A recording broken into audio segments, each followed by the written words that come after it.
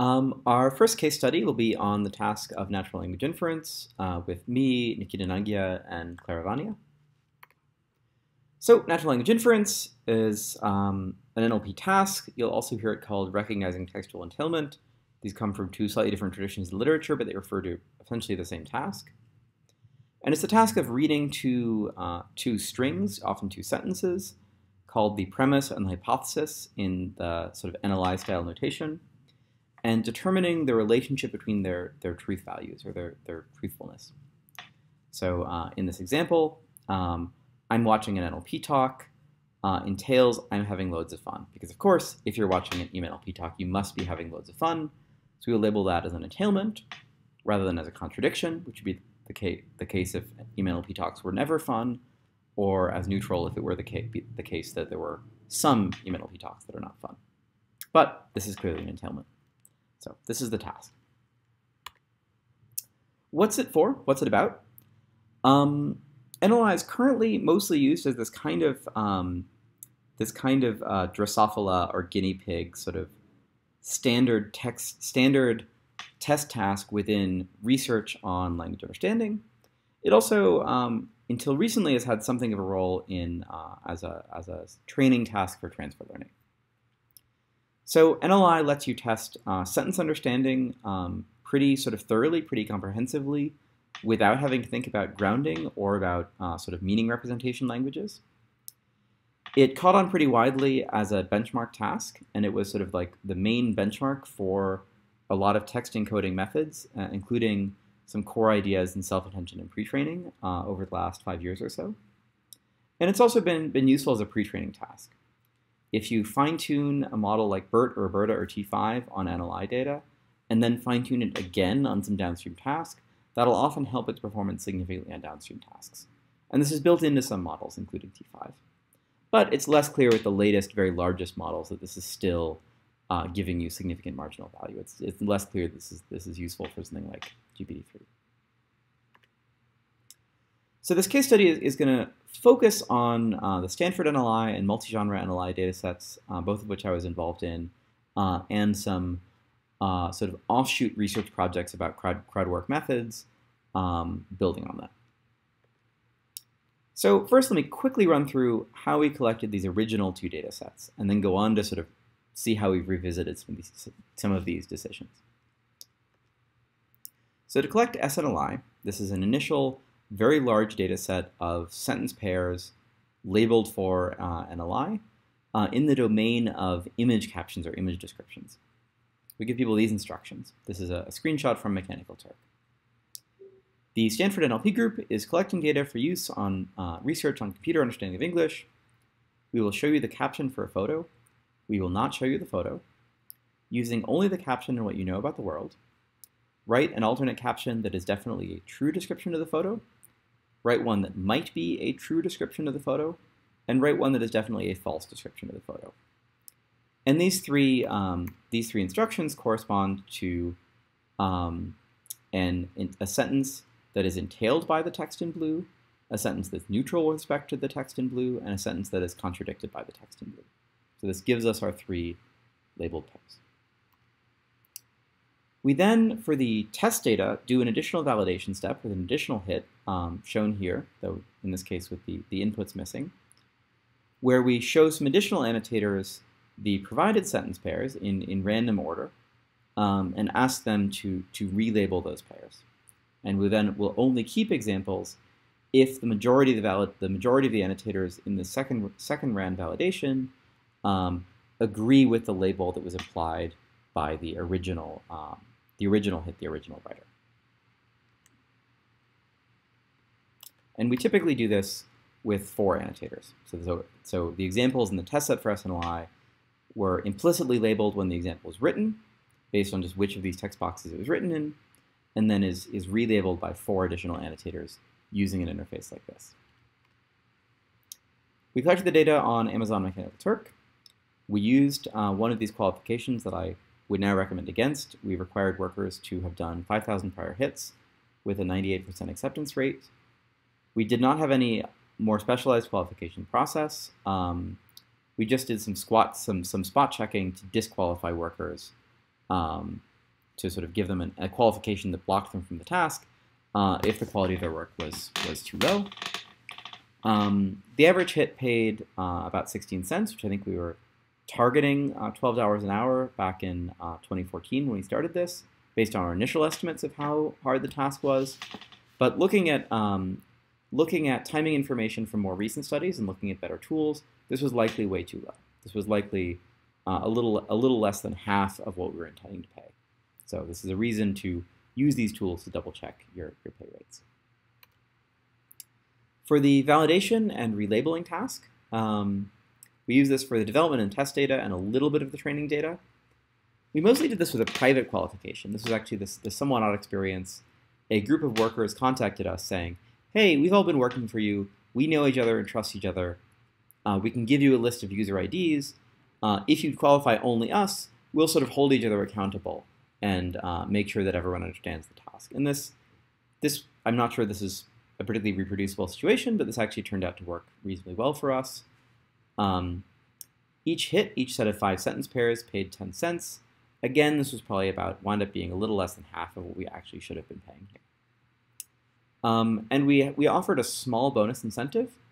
A small fraction of hits, less than 1%, gave a bonus if you agreed with our judgments, if you agreed with the judgments of the authors of the paper on some sentence pairs, as a way to sort of encourage people to be trying to actually guess the right answer rather than just guess whatever they think their peers will agree with. We had a linked FAQ document that was pretty long. We had problems, text fields in the hits, which were mostly used for reporting input sentences or input photo captions that were somehow broken or misformatted or unusable. We got some questions by email, not a ton, maybe 1 to 10 email questions a day for a task that ultimately for a project that ultimately collected over 500,000 examples. And there was a little bit of communication between the annotators because of this private qualification group that we used. Looking at the data we got, we were getting sentence pairs. They're relatively simple. They're describing concrete images. Here's one example of an entailment pair, relatively straightforward. And here's a slightly more confusing neutral sentence pair.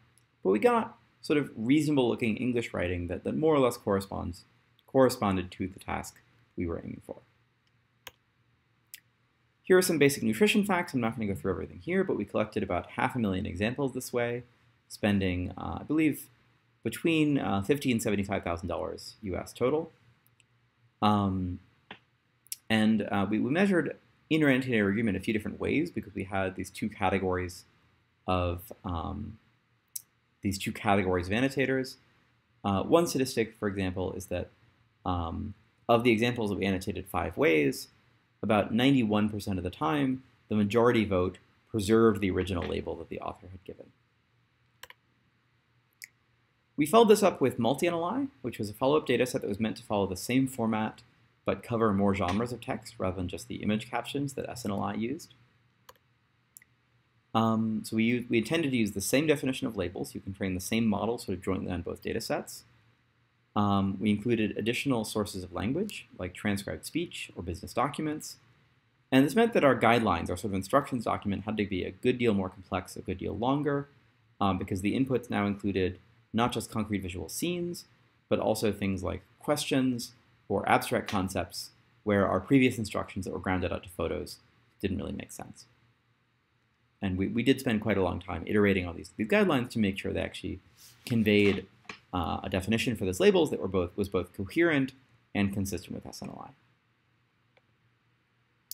For Crowdwork, we used generally the same tools and the same design. We actually tried to move off of Mechanical Turk because of some of the issues that came up in the background section to a platform called hybrid.io. This was a fairly short-lived competitor to Mechanical Turk that used a similar workflow. We used a private qualification for all of these hits, the same kind of group of workers who we'd been working with who actually had moved from Mechanical Turk to hybrid. We paid incrementally higher than SNLI, so probably still too low. The exact numbers are lost since the tool went down, but the total cost was about $60,000 for 400,000 examples. The examples we got here were a bit more interesting. For example, this is transcribed telephone speech. like a lot of transcribed speech, it's sort of hard to segment it into sentences, since you'll wind up with these just kind of unpunctuated meandering strings, and you'll get we got reasonable looking hypothesis sentences in all three entailment relationships with these. And we also got annotations that were relatively long and complex, responding to prompts that were relatively long and complex here. So the quality, I think, was better in some interesting ways than SNLI. This probably has as much to do with the genres of text that we were building on as the design of the Crowdwork protocol. But for every single linguistic phenomenon we looked for, like the use of quantifiers, the use of modals, the use of negation, the discussions of belief, we saw much higher representation of these phenomena in MultiNLI than in SNLI. Next, I will discuss about some known issues in crowdsourced NLI data.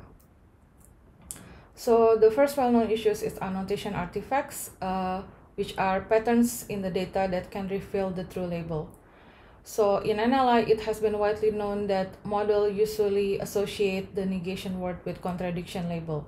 So for example, if we give the model an empty premise and a hypothesis that contain a negation word, usually the model will predict contradiction as the true label. In the same way, if we give the model an empty premise but the hypothesis doesn't contain a negation word, the model will predict other labels other than contradiction, for example, in this case, entailment. So this annotation artifacts is, this particular annotation artifacts is particularly profound in many NLI datasets. And we found here, especially for the single genre SNLI, if we give the model partial input baseline, so in this case only hypothesis, the model can achieve performance above 60%. The same thing for Citel, which is another NLI dataset collected using science text. So in their case, even though they don't use Crowdworker writing for collecting the hypothesis, they also shown that they are suffer from this annotation artifact. So if we compare the results using hypothesis only model versus full input model, the number for hypothesis only model is actually still lower than the full input model. But because this particular annotation artifact is profound in many NLI datasets, nowadays people also report hypothesis only model as one of the baseline when doing experiments in NLI. Another issue that has been found in NLI data is social bias. So for SNLI, because the premises are taken from captions from Flickr photos, so this is usually about people doing something. So if we look into the association between top hypothesis terms by PMI with the given premise term, we can find some kind of association that kind of stereotypical. So for example, woman is highly associated with some occupations such as hairdresser or receptionist. And this means that there's a danger if we want to deploy a model fine-tune in this dataset for real-world application, because it might be harmful for specific demographic groups. Okay, so after discussing about SNLI and EMNLI, so now we will move into crowdsourcing experiments and alternative protocols to collect NLI data. So first, I will discuss about adversarial data collection. So this protocol has gained interest in the past years, and the main goal here is to collect a large benchmark datasets that are challenging and also can last longer. So last year, there's a dataset called Adversarial NLI or ANLI that has been proposed. So they use human and model in the loop approach to collect NLI data. So there are 4 main steps here. So the first step is still asking the Crowdworker to write examples. So we give them a context or a premise and ask them to write hypothesis. And they're asked to write a hypothesis that can fool the model. In this case, for example, if they aim to write an entailment example, they need to write it such that the model cannot predict that the label is actually entailment. The second step is we get the model feedback. So what the model predict given this premise and hypothesis. So if the model cannot predict the label correctly, it means we successfully fool the model. We will ask crowd workers to validate whether they agree in the writer's label. And if they agree, we will take this example and use it as to train the model such that the model will hopefully becomes more robust in terms of difficult examples. And if we look into the model performance, it seems like these data sets, so in this work, they do 3 rounds of data collection. So they showed that, that the rounds become increasingly more difficult as they do data collection. So for example, the first round here, the performance still below SNLI and MNLI, but the second and third round are way lower than the first round. And for the hypothesis-only models, they also showed that the performance are fairly low. So this might suggest that maybe the dataset the datasets also have fewer annotation artifacts. So if we use adversarial data collection, maybe we can collect more challenging data, but there's a risk that maybe the data set itself that we collect have different distribution than the original data. So in a follow-up work here, this work tried to see whether if we fine-tune on adversarial training data, whether it yields to more robust models. So in this work, they compare if we fine-tune using standard NLI data versus single round adversarial data, and they evaluate the performance of the model on similar and out-of-domain data distributions. And the main finding here is that they don't find that adversarial training data offer really clear benefits. So what they found here is if they fine-tune on adversarial data, it benefits or it can improve performance on previously collected adversarial data, but not necessarily on dataset with different distribution or out-of-domain datasets. But that work only compare with single round adversarial training data. So how if we increase the rounds of data collections? So this work is another follow-up from that work in which they try to do more rounds. So they do up to 20 rounds of data collections. And they found that the benefits of this kind of dynamically collecting data using adversarial method is clearer if they do like more rounds of data collections. So here, if they evaluate it on a test set, this is a special curated test sets by expert, they found that the dynamically adversarial data set achieved the highest performance.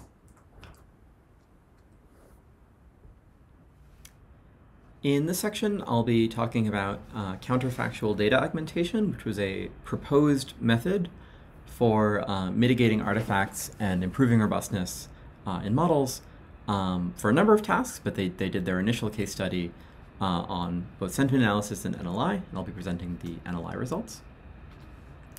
So the idea of counterfactual data augmentation involves adding data points to a data set that are meant to sort of cancel out biases that exist in the base data set.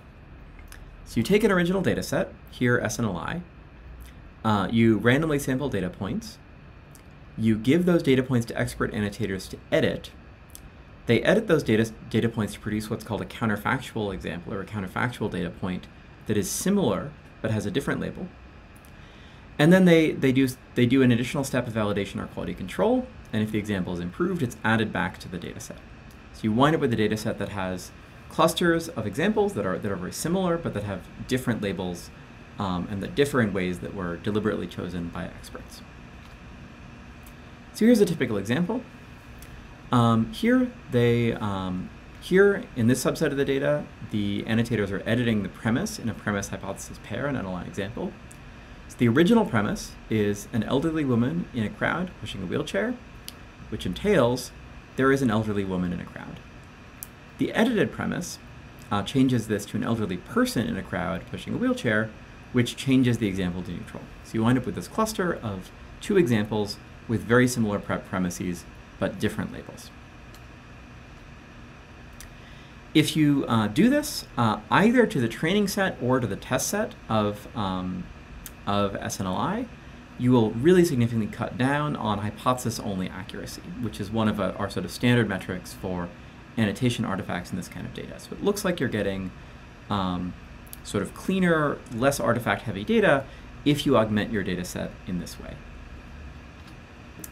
However, we don't see the improvements that we'd hope to see in robustness. This is follow-up work that my group did looking at this data. If you train a model, I believe this was Roberta, on SNLI and compare that to a model trained on an equivalent amount of counterfactually augmented SNLI data, you don't see a consistent trend on out-of-domain diagnostic sets in whether the counterfactually augmented data trained model is better or worse than the SNLI data trained model. So it's not clear that this method, at least as they deployed it, helps the robustness of downstream models as much as we'd hope. I think counterfactually augmented data is still a sort of live method under study. I think it's quite possible there will be further advances in understanding how to do this well that might make it more useful for tasks like this.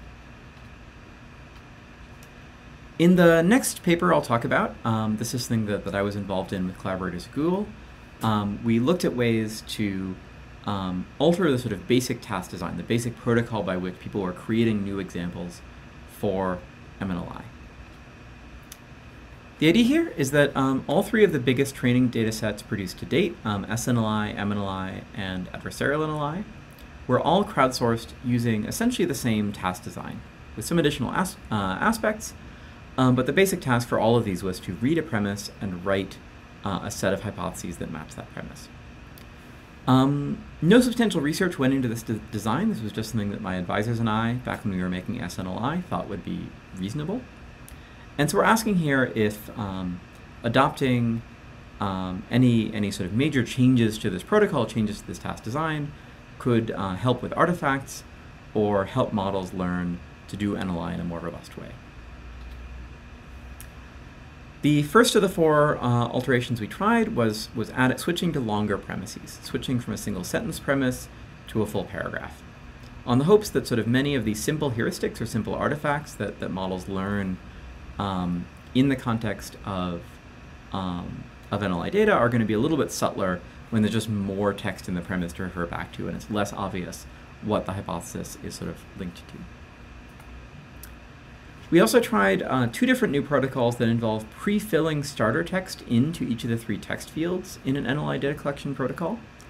In the edit premise protocol, we simply copy the premise and sort of automatically paste it into each of the three fields and ask annotators to make only minimally significant edits to the premise in order to satisfy each of the three label requirements. This was sort of roughly inspired by the Kaushik et al. Counterfactual data augmentation technique we just talked about. The other variant was quite similar. We retrieve a sentence from a text corpus that's similar to the premise, but distinct, and put it in these text boxes in its place. The fourth of these new methods we were experimenting with is a bit more complicated, but was meant to very explicitly target some of the artifacts that we were concerned about. Here what we do is we take the premise that we're actually going to use, we retrieve a similar sentence, a very similar sentence from some text corpus, and we say that sort of any pair that we get labeled must not be valid if we swap in the contrasting premise, the second premise. So we then ask for a sentence that's entailed by the premise but not entailed by this contrast example, and a sentence that's contradicted by the premise, but not contradicted by the contrast example. It's a little bit more complex, a little bit more over-constrained, but was meant to reduce artifacts and potentially sort of spur some unusual creativity. So how did this go? We collected 5 mid-sized data sets, one with each of the new protocols and one with a baseline protocol based on MNLI. All 4 of the new protocols produced subjectively reasonable-looking data. The data quality sort of, in our impression, looked good. All 4 of the new protocols took about the same amount of time per premise as the baseline did. This was actually a bit of a surprise. We were hoping that switching from writing text to editing text would save time, but that didn't pan out with our annotators. And looking at the results, we got sort of a mixed bag. This is hypothesis-only accuracy, so this is meant to measure the degree of annotation artifacts, or sort of annotation bias in the data.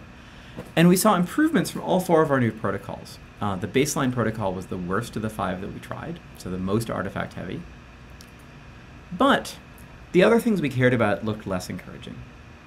If we train models on data that was collected under each of these 5 protocols, the models trained on the baseline data did best on an out-of-domain diagnostic set. I'm not showing the full picture of results here, it gets a little bit complicated, but we clearly saw that we got the best generalization from models trained on the base protocol, even to data that was not collected under the base protocol. We also looked at transfer learning, where we take Roberta, we fine-tune it on data from each of these protocols, and then fine-tune it further on each of the tasks in superglue, and measure superglue performance. And here, we again saw discouraging results. MNLI and our baseline protocol data performed best in this setting, outperforming data collected under any of these other protocols we were trying. So in conclusion, the basic sort of crowdworker writing-based protocol that we used for MNLI seems to be hard to beat. I think none of these new protocols we tried appeared to improve upon it. We're not completely sure why. We don't have a really complete story here, but creativity seems to matter in that especially the 2 editing-based protocols and the contrast set protocol are restricting annotators' choices in some way and potentially making the task a little bit easier or more repetitive for annotators. And as an aside, just an observation that goes back to something that Clara was discussing earlier, we also observed in our evaluations that adversarial NLI data is no better than MNLI data as training data or as pre-training data if we control for dataset size. So the adversarial data collection protocol doesn't help us on these metrics either. It really seems like just getting reliable annotators to write original examples is what worked best for us if we want to train robust models for NLI or robust starting checkpoints for downstream transfer. Next, I'm going to talk about a couple of experiments done by outside groups looking at annotator disagreement and variation across annotator labels on NLI data. The first of these is work by Pavlik and Kwiatkowski, which is arguing or making the point that label choice in NLI, sort of which of the 3 labels we assign to an example, is pretty sensitive to individual variation in annotators' language use and annotators' understanding of the world. So annotators who are both being careful, 2 annotators who are both being careful, who are both fluent speakers of English, can nonetheless disagree on the label for some example. So disagreements between 2 annotators don't always mean that one of the annotators is wrong. The way they show this is they got a reliable population of annotators, and they took a sample of NLI data from 5 different NLI data sets, and they re-annotated that data 50 times each. So each example was annotated by 50 annotators. They also used a continuous scale. I think this is not crucial to the point they're making, but they allowed people to annotate on a sliding scale from sort of entailment at one extreme to contradiction at the other extreme with neutral in the middle. And the way that they sort of tried to make this point is by looking for multimodal label distributions, where sort of significant numbers of trustworthy annotators clustered in their responses around multiple different points on the scale after some normalization of the scale.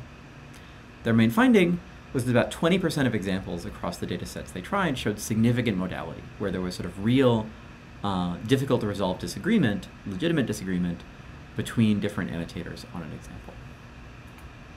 So it's just one example of what this looks like in practice. Looking at this pair from one of their more sort of tightly constrained NLI datasets, more expert constructed style NLI datasets they evaluated. They looked at the pair. Paula swatted the fly, and the swatting happened in a forceful manner. And here saw this relatively clear multimodal pattern where sort of the tightest cluster of annotators labeled this as a likely entailment, putting it sort of between likely entailment and definitely entailment on the scale. But a smaller population with a clear separate mode labeled this example as neutral. And they found about 20% of examples in the dataset have this structure. They also found a few interesting things. They tried annotating some data, but with long premises while varying the length of the premise. They annotated the same hypothesis with a paragraph-long premise, a sentence-long premise, and a single-word premise, and actually found that giving people more information yields more multimodality. So giving people more information about an example, or giving people sort of more detail to work with, actually sort of increases diversity in judgments across annotators, rather than causing people to converge on sort of one understanding of a scene. I think this is a very counterintuitive result, but I think can inform, is worth looking into further and can inform how we think about this kind of inter-annotator variation. They also found, importantly, that models trained on singly labeled data, models trained on datasets like MNLI, where each example is only annotated once, don't tend to be well calibrated and don't tend to capture the sort of multimodality in their output distributions. Even though 20% of examples in typical NLI datasets are in fact multimodal, the vast majority of datasets that get labeled by a model like BERT or Roberta trained on one of these datasets will have almost all its probability mass assigned to one label. So models are not learning this from the kind of data that we have. There was also a follow-up study done on a similar question from Nangia et al., introducing a dataset called Chaos NLI, which is the largest resource of this kind, the largest resource with many-way annotations for NLI. They got 100-way annotations for 4,600 examples.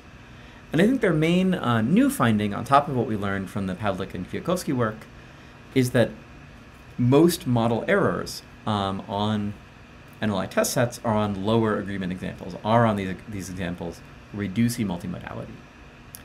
For example, Albert, a recent big transformer model, reaches between 90 and 95% accuracy, depending on which split of the data you're looking at, on the examples that were clearly unimodal, where a large majority of annotators agreed on the label.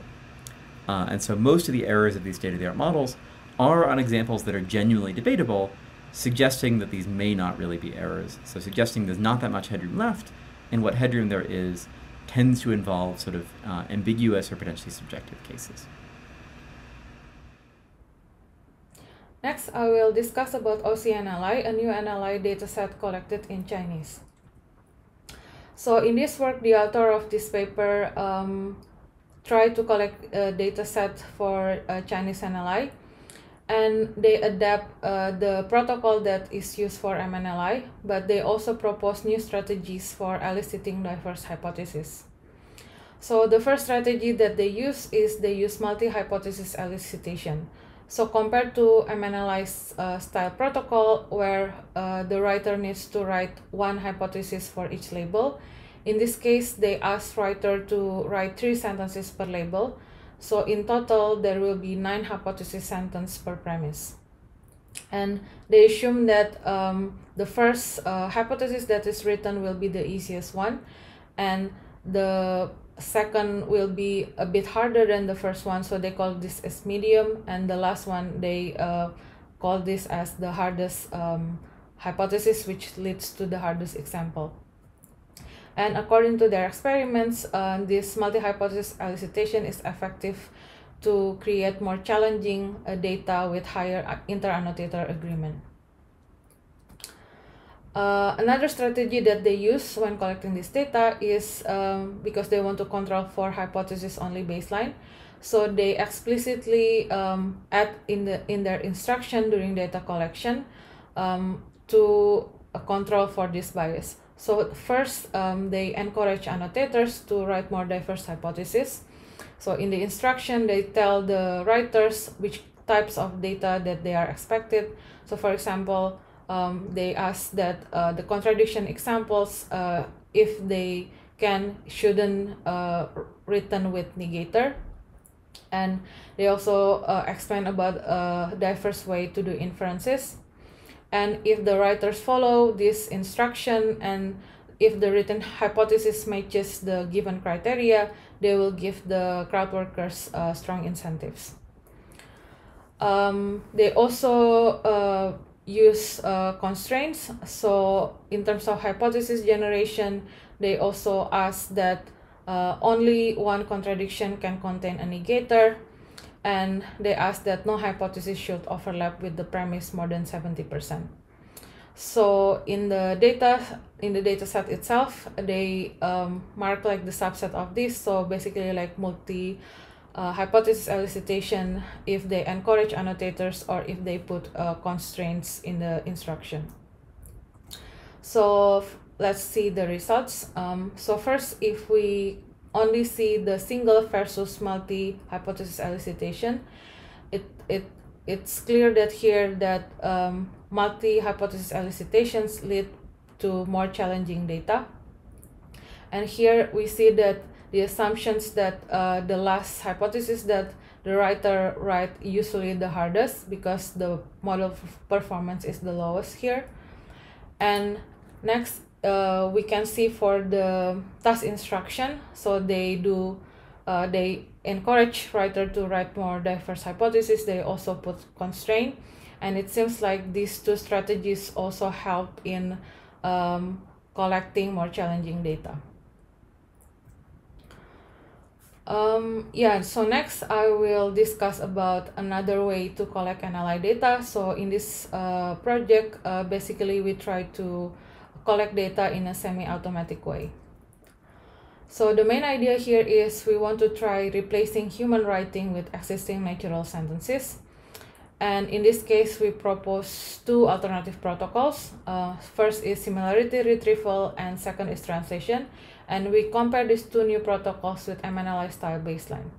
So the idea of the first protocol is we first take premises from unstructured source text, and then we try to get sentence pairs by indexing the sentences and use FAIS to pair up similar sentence. So given these sentence pairs, we then annotate or we give them label by ask crowd workers to label. So the main differences here is instead of asking crowd workers to write hypothesis, we get the hypothesis automatically and only ask crowd workers to do annotations.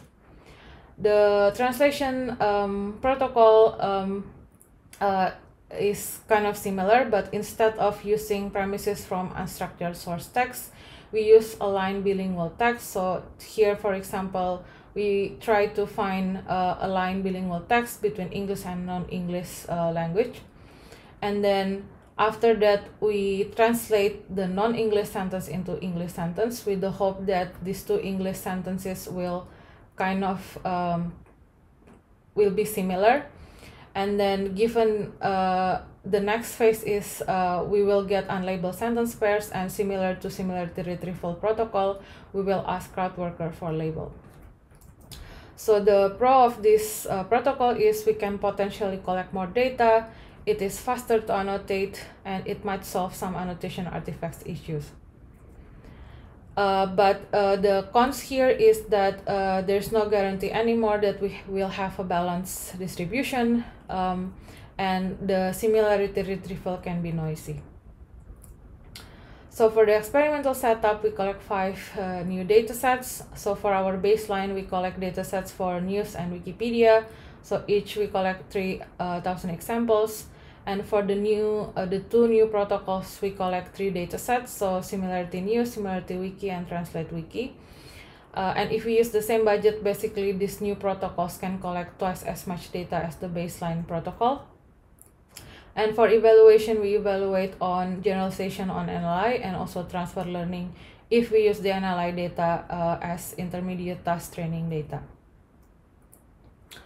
So let's look into the results. So in terms of evaluation on NLI, we find that unfortunately our new protocol is not that good compared to the baseline protocol. So in this case, human writing baseline is still the best one for NLI generalizations.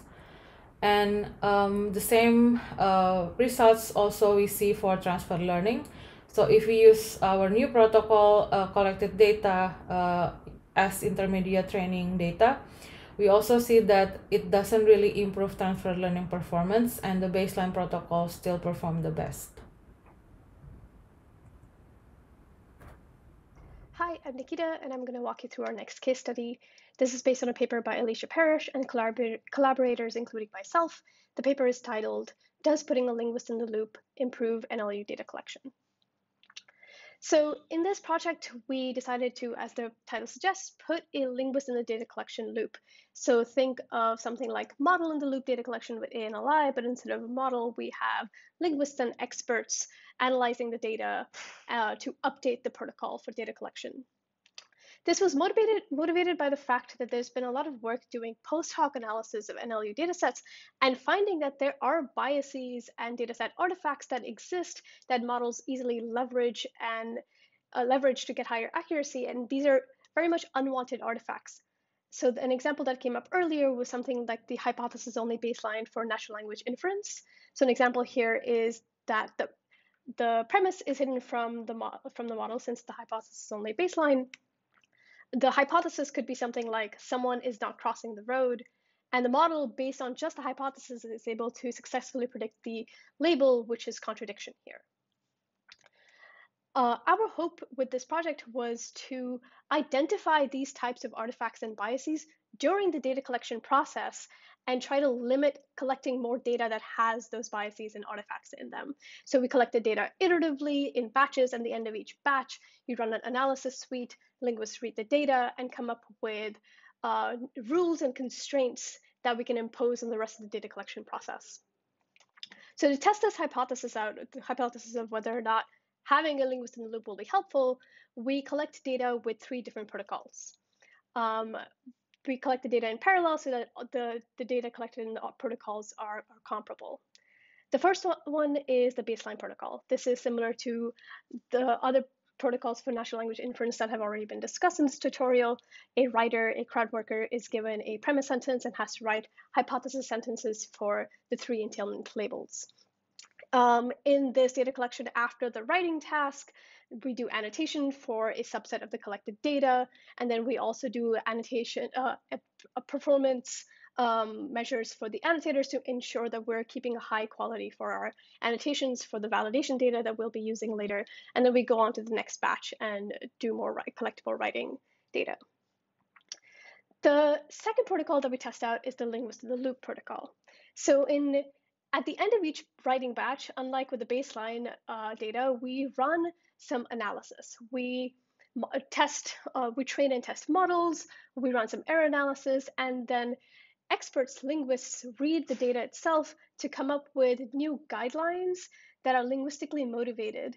And these guidelines include certain constraints that will be imposed on the hit design, on like how the workers can write the hypotheses, and we write and expand a list of banned words for each entailment label. And then once we've written these new constraints, we update the task design to reflect the updated constraints and the instructions, do the same annotations and annotator measures, and then go on to the next batch of data collection. The third protocol that we test out is called the linguist in the loop with chat protocol. This is identical to the linguist in the loop protocol, but in addition to doing the analysis and the updating of the constraints, we also have all of the workers in this protocol in a Slack workspace with the linguists and the experts. So they can ask questions as they go along and have their questions answered in real time, and they can answer each other's questions. And they're incentivized to do this because we give them a bonus for interacting on the Slack workspace at the end of each batch. The constraints that are included in the linguist in the loop and linguist in the loop chat protocol are given here. This is the list of all of the constraints that we come up with across all of the batches of data collection.